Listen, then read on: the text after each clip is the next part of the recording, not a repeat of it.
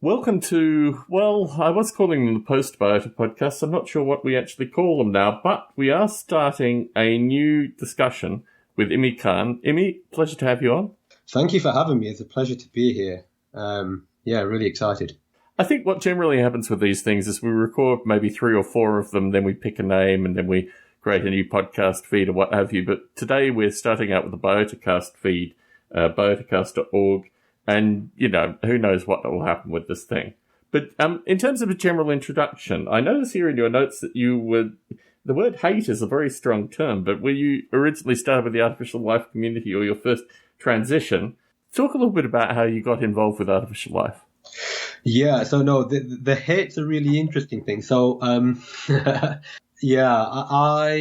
my first exposure to artificial life as I know it now was during my master's. So this maybe over a decade ago now, I think 2013. And my master's was actually in artificial intelligence and robotics. And this this was where my head was at. I was always we spoke a little bit offline about like Terminator 2, I think I saw in the previous notes. And as a child, I watched Terminator 2 and I'm like, I'm going to go into robotics. This is where my head's always been. Anyway, so during my master's, there was a module, I think it was evolutionary computation and artificial life or something like that. Interesting. And as part of that, we're seeing videos of things like Carl Sims' evolved virtual creatures, talking about genetic programming, cellular automata, and things like that. And in my head, I've got this notion of I want to work with robots. I don't understand these things. What are these things? Like, these are just simulations. I don't understand them. And it was at the time, I just didn't engage with it at all. It feels like quite a naive thing to say now. But yeah, it was probably the least favorite part of that course, of that module at least. And yeah, so this idea that I want to get into robotics and anything that's not neural networks or robotics, I've got no interest in. Interesting. But then, so I've gone into my PhD. My PhD, start using these life agent-based models, type simulations, and I don't know how it works in the rest of the world, but at least in the UK, what tends to happen is you have almost like a candidacy. That's a hard word to say. Candidacy. I can't pronounce that word. Candidacy? Is that the word you track? Very good. Very good. Yeah. And I've gone in and I've been running these simulations, and I've presented a lot of data. I've run these simulations. These are the data. This is the statistical analysis. And one of the examiners has looked at them and he says, like, are these coming from simulations? And I'm like, yeah. And he says, well, what do these agents actually do? What do they, how do they behave? And I'm giving him the data because that was my background. It was like, very AI, very data driven. Here are the results. Here are the statistics. And the examiner, I believe he had like an ethologist background. And what he said, like, fundamentally changed the way I thought about these types of models. He said, you need to start watching these simulations like an ethologist, and, making reference to Craig Reynolds' Boyd's, and, saying that you have artificial animals here. You should be observing them and seeing what they're doing in the simulations. And there are just some things that you can't derive from the data alone. And hearing that as part of my PhD sort of examination process, or, part of the training from an esteemed scientist, it just totally changed the way that I thought about simulations, the sort of insights that we can derive from them, and actually realizing that, watching simulations and taking notes and having subjective, opinions about what these agents are doing can actually constitute real science. And yeah, so after that, much of my time in my PhD was spent just running the sufficient simulations to gain the statistically relevant results, but just watching simulations and just treating these agents like artificial animals and just watching them and seeing how they behave.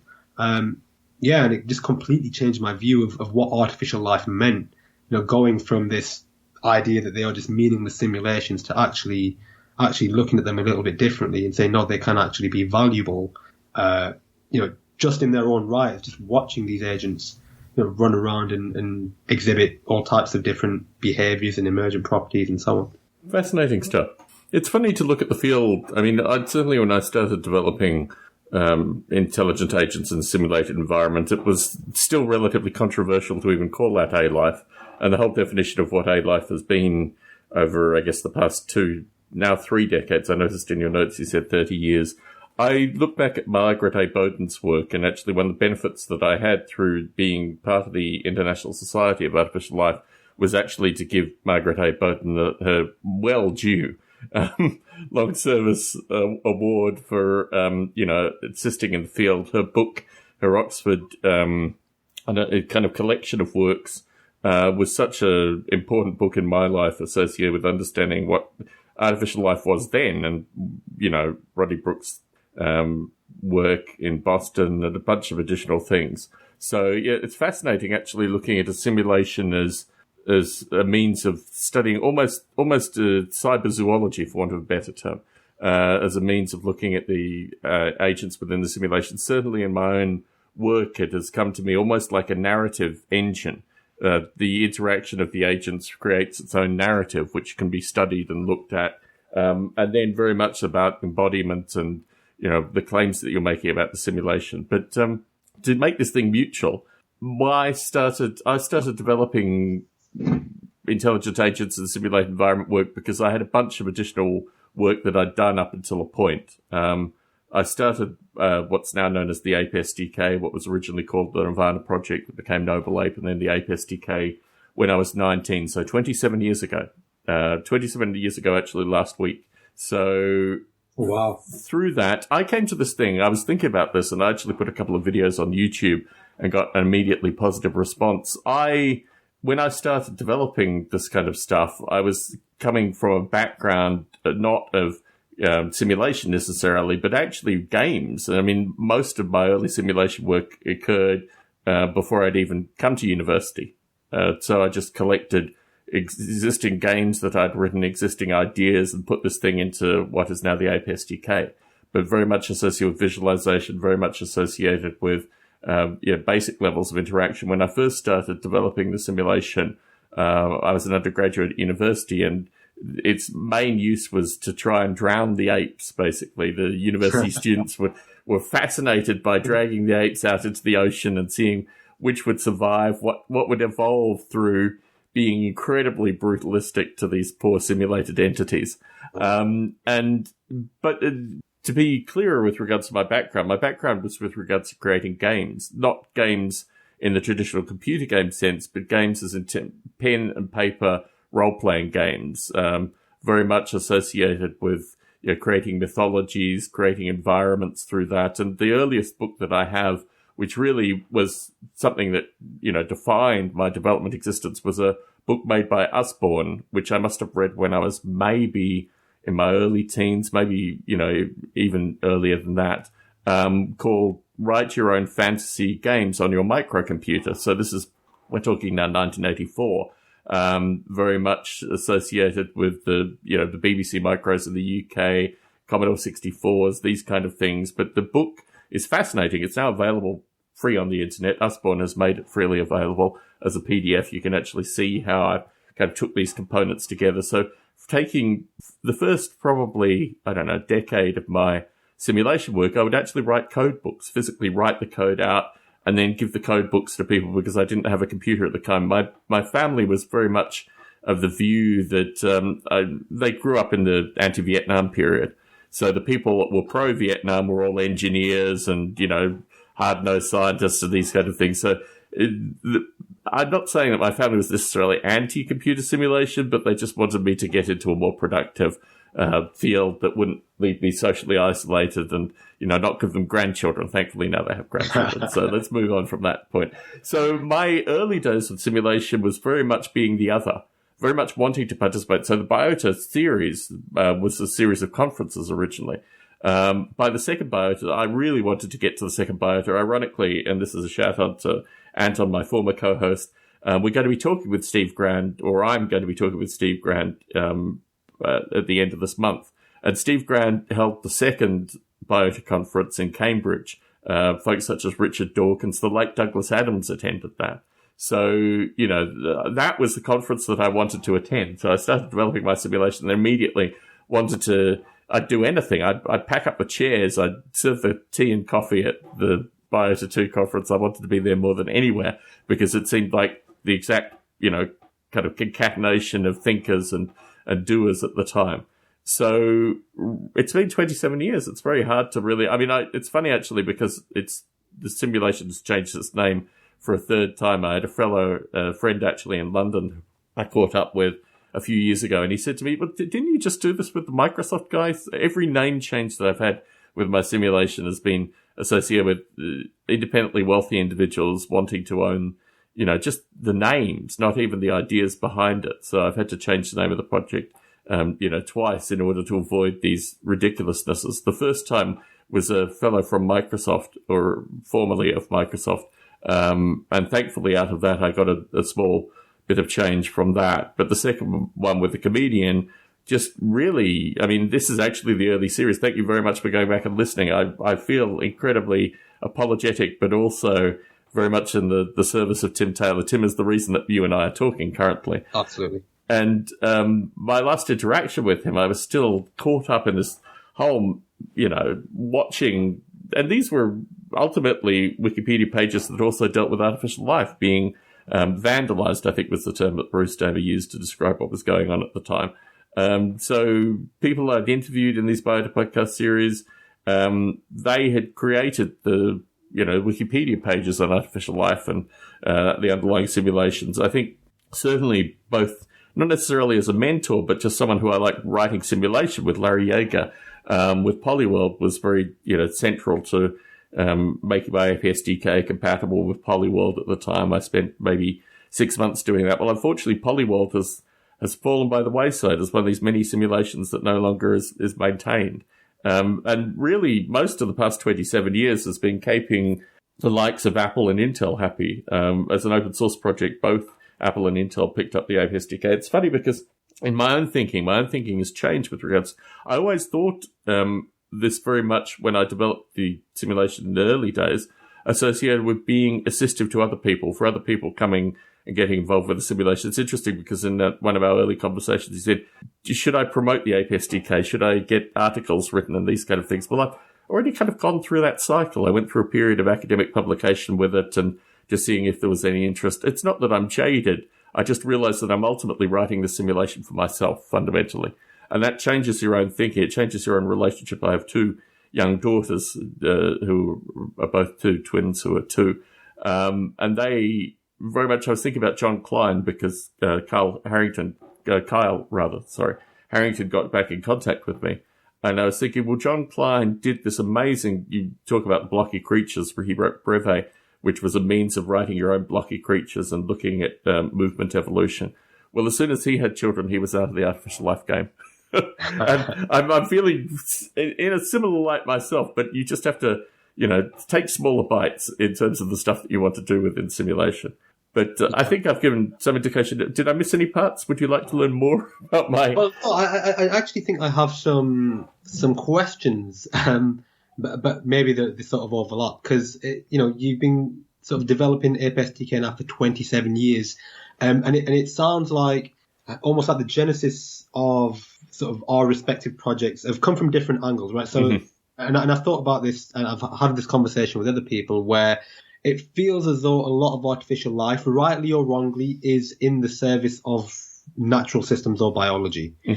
Whereas it sounds like with APSDK, its development is for its own sake largely. Is that a fair assessment? Yeah, I think the role of mythology here is really important. I mean, coming to this not from, reading Dawkins' Blind Watchmaker or these kind of things, my whole interest in this was creating interesting simulated entities. Not thinking of this, I don't think of myself as a capital or even a lowercase s scientist. And this is one of the interesting things talking with Steve Grand, because he very much, my interest, I guess, is like Darwin's pigeon fanciers, that basically you can be a hobbyist in this thing and still create interesting and probably productive things to science. But I don't think of myself as a scientist. I think my work is based on this mythological creature, this simulated ape, which has a number of properties, has a number of social properties. And really, the thing that I've taken out of this is, in fact, layering simulations. So there's kind of, in the philosophy of artificial life, there was long-standing competitive distinction between a variety of different simulations. My view was that you actually put all those simulations together and then see what comes out. That's fascinating. And then you had also mentioned that, I can't remember the exact words it used, but words to the effect of AI life in its current iterations is a little bit removed from biota or what the origins of biota was.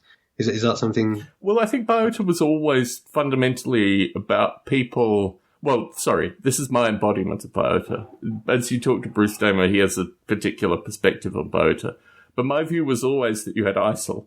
And the International Society frames artificial life very much in the history. I'm not sure if you've met Marc Baudot, but Marc Baudot is, and I've had a few conversations in these podcast recordings with Marc.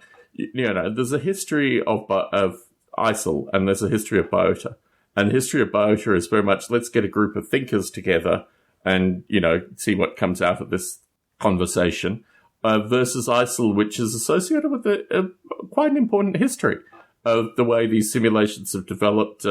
Obviously, you know, blocky creatures, swimmers, these kind of things are still. I'm going to be talking with Jeffrey Ventrella. He's got a paper for the next ISIL conference, and again, very much associated with genetic evolution of movement and these kind of things. I mean, there's a history of ISIL which is very distinct from the history of biota. Okay, yeah, no, it's fascinating. I think what I'm going to start trying to do in these ongoing conversations with you is sort of just learn a lot about the history, because there's I appreciate, you know, the field, not just AI life, but, you know, all the scientific fields right now are just moving so fast. But there is this rich history in people and personalities and models and all these things that I need to learn about, and I, you know, hopefully the listeners tuning in, if you get any new ones, might be able to pick up some history as well. But I think it's fascinating. You know, the conversations and even some of the things that I have read from you. Mm-hmm.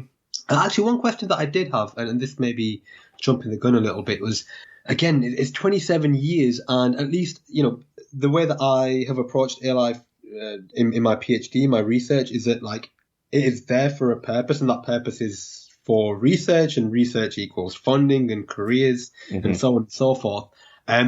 How, I guess this is, just as a question, like, where does the motivation come from? Because I think it's completely admirable to be able to continue something on for so long, but it not, you know, at this point, not necessarily having the career incentives, the financial incentives associated with it. You know, what is the motivation to continue to maintain, you know, that code? You know, I was looking at your commits, for instance, and it seems like every week you're committing updates. So it's like, I find it so interesting, and I find it so admirable that Well, maintaining something like this, I mean, it seems to be drudgery in some regard, but modern day operating systems, I mean, when I first started developing this stuff, you were literally multiplying bytes together. That was the best you could do. You were dealing with 16-bit interfaces, and so a lot of it is just, I mean, I don't necessarily want to say it's drudgery, but I've kept Apple happy for a number of years. It's ironically how I am in my present job with Netflix. Was they needed someone who had a history of keeping Apple happy. Because Apple is incredibly dynamic, but also will constantly rip up. You know, they have one interface for doing graphics in one way. They'll rip that up within 3 years. You have to change the way you do graphics. So a lot of it is actually very, you know, bread and butter, just maintaining software kind of stuff. It's just about, you know, making sure that it's interesting actually, because Apple has a technology called Metal, which is a graphics technology. And for the longest time, I was an early Metal developer. I got the graphics working through Metal. But it was a very long-suffering thing. It was something that actually I filed many bugs with Apple associated with this Metal technology, which was basically the replacement for OpenGL. They had OpenGL support, and then they realized that they needed their own proprietary graphics. So anyway, within that, probably 5 years of my life was spent maintaining this. And ultimately now I don't use Metal anymore. I've gone through what has been, you know, now a familiar situation where I'm just like, these simulations need to be run for days. You know, you need to have a simulation environment which will run for simulated years, but it takes days of running on these computers. And if the graphics technology has got memory leaks in it and is crashing periodically, they're not compatible. So I've basically gone back almost a decade worth of graphics technology now because, funnily enough, these companies are making computers that are faster now. So you don't need the raw, and I mean, metal got its name because you're touching the metal, so to speak. You're getting to that level. So a lot of it is very, it's not stuff that I'd necessarily recommend my children get into. It's very, drudgery associated with, okay, so this is the new technology that I need to implement. Which I think ultimately was probably the end of Polyworld. I mean, Polyworld was very much an OpenGL system. I'm going to be talking with Steve Grant in a few weeks about the way he does his Microsoft graphics. So a lot of it is just drudgery. I mean, it does seem like, because you see the commits, you might get a sense that this is just, fascinating ongoing work. The underlying stuff associated with narrative, however, I find incredibly captivating. I mean, I love running the simulation for, weeks on end just to see the curious interpersonal relationships that these simulated entities develop. I gave an example when I was talking at probably now a decade ago, the A-Life 12 conference, which is the only A-Life conference I've ever attended. And I was showing that, you can have false parenthood where the ape believes that their parent is a particular, simulated entity, but it turns out it's not actually that simulated entity. And because a lot of these things associated with, hierarchies of family trees and these kind of things are actually done through the narrative part of the simulation, not necessarily you could in parallel to the genetic part. So you can interrogate these entities and say, okay, well, this person thinks that so-and-so is their father, but actually it's very kind of Jerry Springer-esque in some regard. That, you can have these family that are reinforced through social interactions, aunts and uncles and these kind of interactions reinforce and family things. But then within the community, this idea will come out, so-and-so is probably not actually so-and-so's father. It's probably this other simulated entity. And that in itself creates a churn of the narrative component.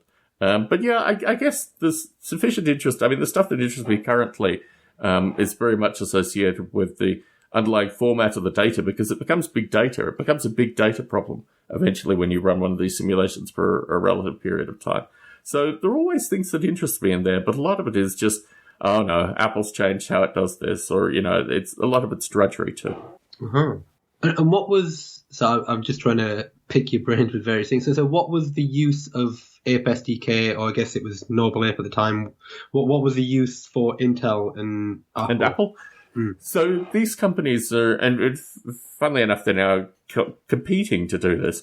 There was a period of time where they're aligned, now they're competing. But the idea is that they fundamentally produce hardware. And they produce hardware that need metrics to govern the hardware. So when Apple used it, they used the 8 brain cycles per second metric, which is a metric that I still use myself. And what they were trying to do was, okay, so here we have this code. At the time, the cognitive simulation, I don't call it a neural network, it's a cognitive simulation, was what they were looking to actually optimize. So they were using their low-level threading technology. And then when Intel took it, they took the view to break it down, the computation part, into atomic elements of computation, and then thread that and optimize for speed based on that. So it's very much a metric that was used by both Apple and Intel. So, for example, the history of computing now is of, let's take 10 cores or 20 cores or 32 cores. Let's see what multi-core processors will do. Well, that was the nature of what they were using the simulation for. They wanted to get it basically to make the chips as hot as possible. I used to joke with people that you could, fry a chicken basically with the amount of heat that you got out of, at least with the G5 technology, which, people, you'd need to have a history of computation. But, 2005, Apple and Intel were using it very much for, how can we get the most processing? And that's what they demonstrated it, because there's a graphics component to it as well. It was very receptive. Apple used to distribute it with every Mac that they sold, because it was just something that, people were very receptive to. You can have a very detailed graphics environment plus the processing that goes along with that. Let's work out ways to optimize that. Oh, wow. I didn't expect that. No, that's pretty cool. It's pretty cool. Certainly at the time when they did videos, I mean, I was in the UK at the time, and they hit off we've just had WWDC again, but they would start their conferences, sometimes demonstrating my Noble Ape as it was then. I need to share one of the videos with you, actually. I keep a few of I keep one of them specifically the first time it was ever displayed by Apple, because unfortunately, the two engineers who were displaying it were very quickly let go from Apple, unfortunately. One of the parts of the movement of the processors from Apple to Intel was basically Apple didn't want to retain the processor optimization folk once they moved to the Intel architecture. Again, this is a history of computing thing, because now, obviously, Apple makes all their own chips. So, anyway. Fascinating. And one question I did have, sorry, I'm asking lots of questions, actually, but we actually wrote it in the notes. So there's this idea of being inspired in some way by apes, right? Mm-hmm. Using simulated apes. I wonder, is that just a word that you use, or was the intention ever to relate it or validate it to, actual ape-like behavior or dynamics? Well, it's interesting, actually, that you mentioned the Terminator series, and I probably should get back to this. They've always been, in my own mind, sentient entities. I mean, they've had their own stuff going on within them, very much an internal world, external world dichotomy in some regard. One of the strange uses of my simulation, I discovered this because originally it was mainly downloaded by university students, and I get the standard kind of fare questions associated with the way that I'd written it in C and this kind of stuff. But for a period of time, the Iranian military started downloading the apes. I know, seriously. And I had no inclination of what it was fascinating to see how the relationship between Iranian universities and the Iranian military was. But for a period of time, and we're talking tens of thousands of downloads here. So we're talking something where obviously it was being used internally. And somewhat jokingly, with people, when I commented about this at the time, I thought, well, obviously they're making Terminator-like robots out of my Ape SDK. Obviously that's the natural conclusion that's a technology that they have to be developing with, the military at the time. And I've periodically, when I first left Australia, I nominally was working for a virtual reality laboratory, taking simulation and putting them into VR labs. And I'm not sure if you're familiar with VR technology, but they had for a period of time this notion of caves, which were literally, you got into this environment surrounded by 3D projections. You had to wear polarized glasses, but you would be very much in a simulated environment projected out. But the main application for this was, aerospace, obviously, motor vehicles, and I think we worked with Saab and various other car manufacturers with this particular VR lab. But the military applications of this kind of stuff, one of the earliest trips I did to the US, I went to University of Houston that had a NASA lab. And the thing that fascinated me about that, coming from Australia's space exploration, was always just like an untouchable realm of humanity, that, people had actually gotten to the moon and mucked around on the moon and then come back. Anyway. So at the time, I was looking at NASA simulations, and these were requiring vast, sun workstations, literally classrooms full of, when I say full here, I mean literally stacked, like there was no ground. There were just boxes on top of boxes on top of boxes of these sun workstations. So I got a sense then that what I was doing with open source, it was very much in contrast to this, but I could never understand why, NASA, for example, and Bruce Davis had a long-standing relationship with NASA as well, didn't embody open source. Like, if they created these simulations and made them publicly accessible, then they wouldn't have, lunar rovers that broke down because they were using different metric units in different parts of their interaction. The beauty of open source would be that these would be, just almost a lingua franca of, means of getting these environments out there. So when the Iranian military was downloading my Ape SDK for a period of time, I thought this was in stark contrast to what I had seen with regards to NASA and the American, military establishment. And actually, interestingly enough, there's a gentleman who's now retired, I believe, called Bowen Lofton, who, when I was doing, we might have time to talk about this today, we might not, but I wanted to simulate Sea Lion, which is the German invasion of England. This struck me as certainly in my later life work, so to speak, at something that had just been completely and utterly mishandled. It wasn't very much a simulation in the 1960s, but the numbers and the stuff involved within that were just, apparently wrong. Where was I going with this conversation? This is very much a Saturday morning for me. I need to have another sip of coffee. But I think it's been interesting. They've always been apes. They've always been apes in my own head. The mythology has always been apes. There's a lot of music that actually comes with this stuff as well. I mean, one of the things that I really enjoyed about learning about your side of things was that we both have a mutual interest in creating music as well. Yeah, and it's really interesting. So this is, as an aside, is one thing that I've been thinking about, because I've not visited my simulation for a little while, but we had this, again, a conversation maybe for another episode, is about communicating simulations and making simulations actually accessible. And this idea of layering on sounds onto interactions or movement or things like that, just to give it an extra dimension of, these entities, these agents are moving, like they are quote unquote alive in some sense. But it's interesting that you talk about the apes, because at least for my research, my agents, I wouldn't necessarily call them simulated apes, although the way that they work and the way that they behave in some respects are inspired by ape sort of like hormonal dynamics and simple behaviors like grooming and aggression.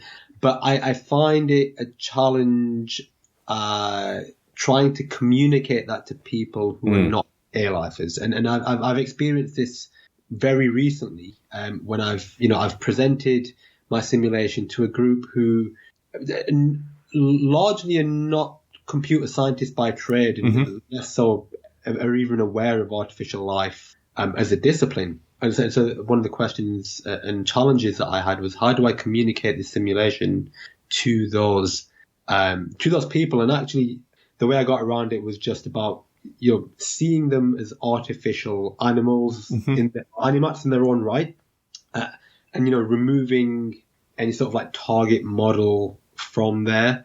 And I think that sort of widens people's ability to envision what these agents are doing, because I think there is a sense of you need a little bit of imagination when trying to layer on a narrative to what these like dots running around a screen. But you can capture a narrative, which I think is certainly. I worked with the roboticist Bob Mottram for a few years, and the idea that you're fundamentally creating a narrative. I mean, if they're grooming, then you just say that they're grooming. If they're swimming, you say that they're swimming. If they're selecting particular foods, you describe that. Creating in parallel to what these agents are doing a narrative is an incredibly powerful way to, as you say, communicate with people that have no notion of this underlying simulation. But also it shows the power of the simulation. It shows the intrinsic diversity, the fact that there are multiple different kinds of interactions, and they embody a series of different things. Bob Mottram was a social roboticist fundamentally. So he took the work of Central Brazil and various other people in the field and created a relatively simple simulation on top of the many other simulations that was in the Ape SDK.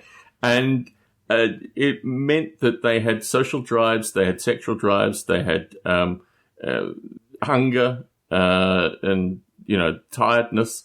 There were these drives that they had within them, and the way they interacted, you just made an event, a narrative event occur when they interacted. And then you just produced the output of the narrative events, which gave you the rich, almost soap opera-like tapestry of these simulations, and very much associated with re-embodying the agents, or at least framing the agents in terms of all the nature of the interactions that they had. So I think really it's just another interface. It's just another means of looking into the simulation and providing a narrative engine interface to it. And I was really very thankful for my time with Bob, because he, has provided so many different, cutting these simulations in a different way. And I think that's maybe a missing part. I don't necessarily want to get you using my Ape SDK for, or get you into the fold of that development if you're not already there, so to speak. But I think the ability to add a narrative to these things was independent, but also kind of changed me, spun me on the spot associated with these simulations. Yeah, no, I think you're completely correct. I mean, I sort of in the simulations that I have, I mean, when these agents interact, they sort of like change color or they flash a certain color, and that indicates that some sort of social interaction has taken place. But yeah, I mean, there's no sort of output that says Agent X has just performed Y. I mean, I could have it, but yeah, I mean, there's no reason why I haven't done it, to be fair. So maybe it's something to think about. But yeah, I think it was just a broader question of, I think if you introduce these artificial agents as, replicating, an ape or a mouse or whatever it might be, then perhaps people necessarily expect behaviors associated with that real life animal to emerge from these simulations. And if they don't, people have questions. Why is it not doing this, or why does it not do that? Whereas I think, just sort of generalizing a little bit and saying, they're just artificial animals in their own right. Although they are inspired by these dynamics in these systems of these animals. I found in my experience, at least, that has just made them a little bit easier in terms of accessibility for people, just to understand what's going on. And especially, I think that's more important, especially when we're thinking about, for me, where I have like biological, like hypotheses from biology and neuroscience that we're trying to test and use these models. I think there has to be a little bit more understanding of what's going on in the model and grounding it a little bit more in that sense. I don't know where that train of thought was going either, but it's just nice to think about, I guess, is how do we communicate these things to other people? Certainly. I mean, thinking of the user in a critical light, thinking of the user as ultimately needing things, has been very much the nature of the way I've developed simulation over, 27 years. I think the criticisms of there not being enough embodiment or not being enough description or not being enough these kind of, these things to enable a different kind of user to use the simulation or explore the simulation in another way. I've always thought of this. It's interesting, actually, because I described moving from thinking about these simulations as something someone else would use to just grounding it very much. I think of the model rail community, the train community, because one of the other podcasts, which I actually did based on the Boat podcast, was a podcast called Model Rail Radio, which continues on to this day. People that create, train layouts and these kind of things very much have the same kind of, feedback that they get from users that come to their train layouts that I get from these simulations. People will come and say, why isn't the app doing this? Or why isn't this doing that? Or how can I see this? And thinking of the user, the third party in a critical light, oftentimes motivates my own development with this too. So I think you should probably think not just of the agents, but of the actual users as being other forms of, embodied sentient entities. One of the beautiful things that I like out of artificial life, which is a very much a byproduct, is the way people have used visualization, less using things like narrative as a means of actually describing these simulations, but very much with the view that the way that these simulations continue to maintain and replicate is by actually keeping the user happy, right? So I think that's something that I've always enjoyed with talking with other artificial life simulators, is either explicitly or implicitly they understand that what they're creating is a thing of fundamental beauty, getting into aesthetic philosophy for a moment, and the nature of creating something that will be self-sustaining and, maintain over, heaven forbid, 27 years is associated with creating something that ultimately users enjoy interacting with as well. Yeah. And over the years, so I should say, I've only really been embedded in the A-Life community for about 3 years, but some of the A-Life projects that sort of self-describe themselves as, this is A-Life art. Mm-hmm. We're not doing science. We're not, we're not trying to test some hypotheses. We're just creating these artificial life, beautiful simulations that just look really nice for their own sake. Yes, obviously grounded in a lot of the theories and some algorithms that we might be familiar with, cellular automata, genetic programming, whatever it might be. But the fundamental service that they are providing is just to look beautiful. Aesthetic, yes. And I wonder, did the biota community have anything similar? Was that prominent then as well? Well, we've always reached out to the artificial life artists. We've always had one of the beautiful things about Jeffrey Ventrella's work is just how striking his aesthetic perspective is. And I think we've always had, certainly I've talked with a couple of folk, its name escaped me unfortunately, who are, giving annual artificial life art prizes. And I think that the aesthetic part of this, you talk about cellular automata. I developed cellular automata before I knew what cellular automata was. The nature of there being an existing body of work is one thing, but also just as almost like childlike play, you can create cellular automata simulations that are aesthetically stunning. Some of the non-spatially based ones where they have, floating point mathematics and cellular automata create these amazing bubble and sphere universes and these kind of things. And it very much is not necessarily about the history or the body of work that has led up to this development. It's just a few simple organic ideas that the artist will pick. And to have the mind or the view of the artist as you create these kind of simulations is incredibly powerful. Certainly when I started developing this stuff, I did art installations just as a means of the cognitive simulation has very particular visual qualities to it. You can see when the apes are dreaming. You can see when the apes are, eating, when they're, these kind of interactions, and visually the different cues come through the simulation. But I do think that a lot of the elements of this, when I used to edit the Biota site on a regular basis, I was constantly not explicitly fielding questions from the media, but actually instigating every time the next cellular automata creation came out. And this is novel, this is new, this has never been done previously. And actually, no, there's a long-standing history that you probably need to understand as well. So I was almost an instigator as these media reports would come out and say, never before done cellular automata, never before done very fundamentals of artificial life simulation. Because I think the media, and it's interesting actually as we live in the world of ChatGPT, OpenAI, a few of the folks I've interviewed in this podcast series have actually a part of OpenAI, which is interesting.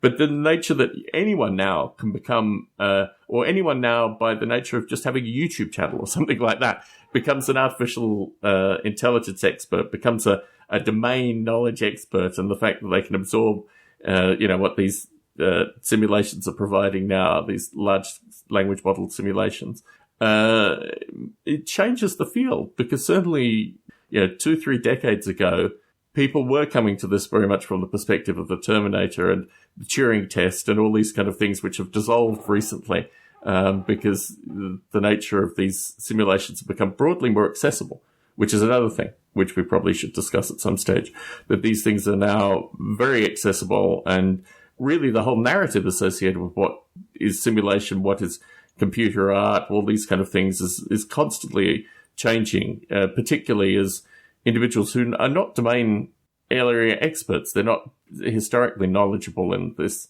thing, but now come to ChatGPT or now come to these amazing generative AI art projects now that are coming out. I think the field is changing dramatically, but returning to the notion of aesthetics, absolutely critical if you're creating an artificial life simulation that you want to maintain for a long period of time and have a reasonable user base. You need to very much either borrow from artists or steal wherever possible these ideas to make your simulated environment not just aesthetic but also just deeply interesting. I don't necessarily want to make it a superficial means of describing aesthetics. I think the underlying elements, as we were talking about with regards to apes, things that will keep a user interested. Fascinating stuff. Yeah, no, I think that's exactly it. And I find, there are even someone who is sort of well versed in air life work. I find sometimes I'm looking at work or reading work, and I find it hard to visualize, and I find it hard to sort of understand what's going on. And then you see people present it, and there's a visual component to some of the results that they are presenting, and they look nice. And I think, yeah, even for people who are experts, I think having a visual layer on top of the simulations or whatever it is you might be running is hugely important. But I think this is one of the things that I really like about the air life community, is that it actively holds a space for what it calls A-life art. Every year at the conference we see that there are sessions dedicated to A-life art. There are awards dedicated to A-life art. And I think, I don't know, maybe you do, I don't know of many other fields that actually take that kind of stuff seriously. And I just think it's hugely valuable. Like you said, I'm excited to see what might be presented at this year's A-life as well, with regards to the art. Because again, it wasn't something that I was aware of because I was so dismissive of A-life for many, many years. It's like, it blew my mind when I started actually seeing some of these art projects and simulations. So things like, linear, which you're probably familiar with, but it has its own scientific contribution, but it's actually just a beautiful simulation as well. And there are many, many others. I think it's fascinating. Most definitely. Okay, I think what else do we have to talk about on this list? I think we might have gone through everything. I think we have quite comfortably. It's become it's getting to that point in the recording where I would normally say, if folks want to get in contact, please get in contact.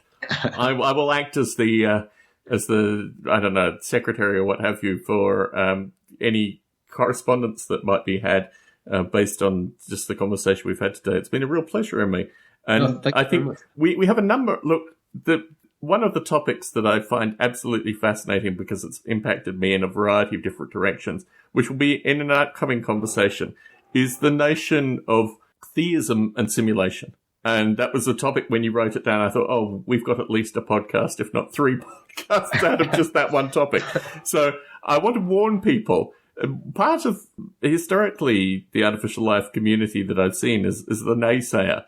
It can't be simulated agents, intelligent agents in a simulated environment. It has to be, these things. The naysayer always plays in the back of my head. I did actually I've met historically some of these people who've usually humoured me for a single hour-long meeting and then never corresponded with me ever again. But the nature of the artificial life naysayer, the traditionalist, let us say, always captures me. As we were talking today, I had a few points where I thought, that naysayer will probably be back in contact through some email conversation at some stage. But look, for our listener base, I think Imy and I have portrayed perfectly with the ramblings that we've done today what my hope is for the future recordings that we will do. But if you have topics that you would like us to talk about, please do get in contact with me. My email address is my last name, Barbalet, which ends in a T, @gmail.com.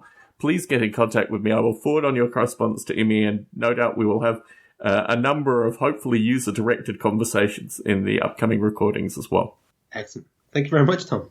It's been a pleasure, Imy. And yes, if you want to take this podcast in a direction where you have some ISIL-related news or these kind of things, feel free to throw that in as well. Yeah, I'm sure. I mean, the nature, like you said at the beginning, the nature of these things is they sort of just evolve and just things sort of naturally emerge, don't they? So I'm sure we'll figure out stuff over time. My plan is to get this recording out quickly and make it available to as many people as possible. So pleasure chatting and look forward to, I think we're talking next week too. Are you in transit currently or are you in transit? So very quickly, Sweden, maybe we've spoken about this, Sweden basically shuts down over the summer. So yes. Still working, as researchers do. You don't really have time off. So summer is the time that I actually get to do the work that I want to do. So here we are. But I'm in the UK now for the summer. I'll probably be at a couple of conferences, but here for the next couple of months. So which means that I'm at least 60 minutes closer to you in time zones, which is nice. Well, my coffee's been very good to me this morning. That's what I'll say. Anyway, pleasure as always, Imy. Look forward to talking to you soon. Take care. Thank you very much, Tom. Bye-bye.